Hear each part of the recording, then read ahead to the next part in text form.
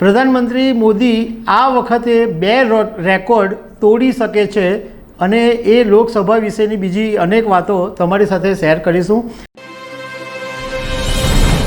નમસ્કાર દર્શક મિત્રો, 18મી લોકસભાનું મતદાન ચાલી રહ્યું છે અને અત્યાર સુધીમાં 3 તબક્કાના મતદાન પૂરા થયા છે.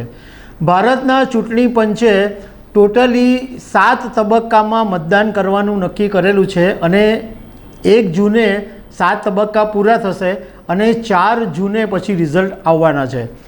અમે તમારી સાથે જે દેશની હાઈ પ્રોફાઇલ સીટ છે એના વિશે વાત કરીશું. પહેલાં આજે વાત કરીશું પ્રધાનમંત્રી નરેન્દ્ર મોદીની વારાણસી બેઠક વિશે.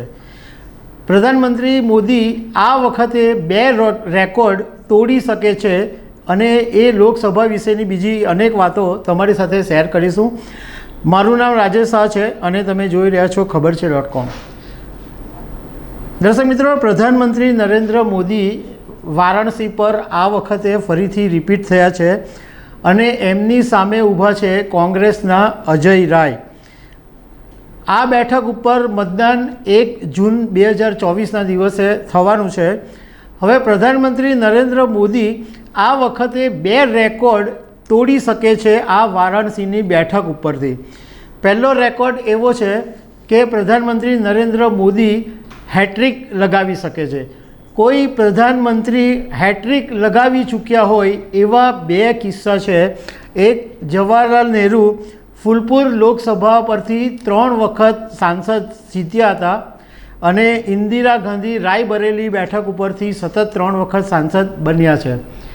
તો આ વખતે પ્રધાનમંત્રી નરેન્દ્ર મોદી જો આ બેઠક જીતી જશે તો એમની હેટ્રિક લાગશે.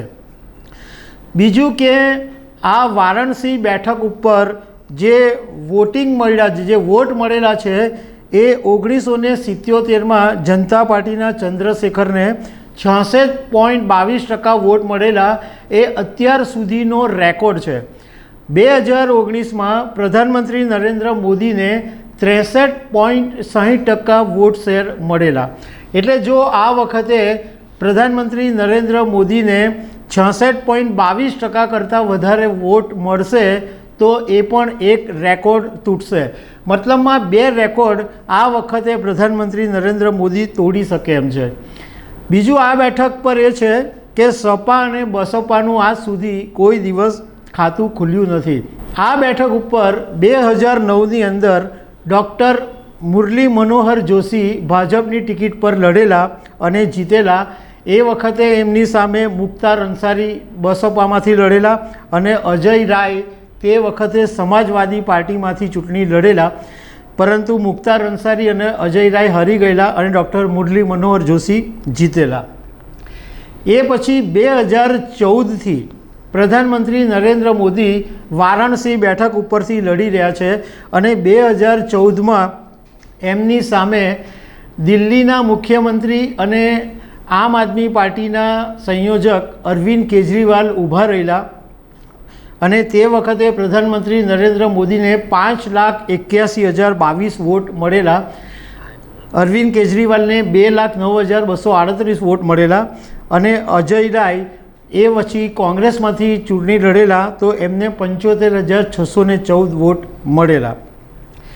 2019ની અંદર ફરીથી પ્રધાનમંત્રી નરેન્દ્ર મોદી વારાણસી બેઠક ઉપરથી ચૂંટણી લડ્યા અને એમનો જે વોટ શેર હતો એ વધી ગયો. એમને 6,74,664 વોટ મળ્યા.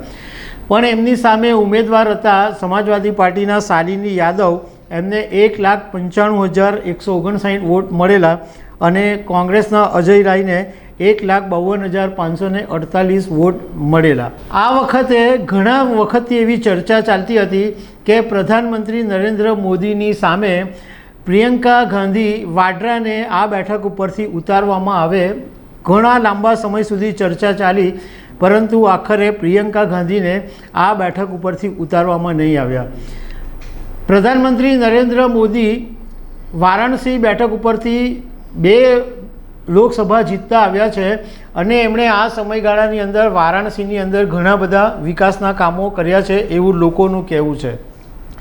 હવે વારાણસી બેઠક ઉપર જે મતદારો છે સૌથી વધારે એની વાત કરીએ તો ટોટલ 18 લાખ મતદારો છે, એની અંદર 3 લાખ ઓબીસી છે, 2 લાખ કુર્મી મતદારો છે, 2 લાખ વૈશ્ય છે, 1.50 લાખ ભૂમિહાર મતદારો છે, 1 લાખ જેટલા યાદવ મતદારો છે અને 3 લાખ મુસ્લિમ મતદારો વારાણસીની બેઠક ઉપર છે.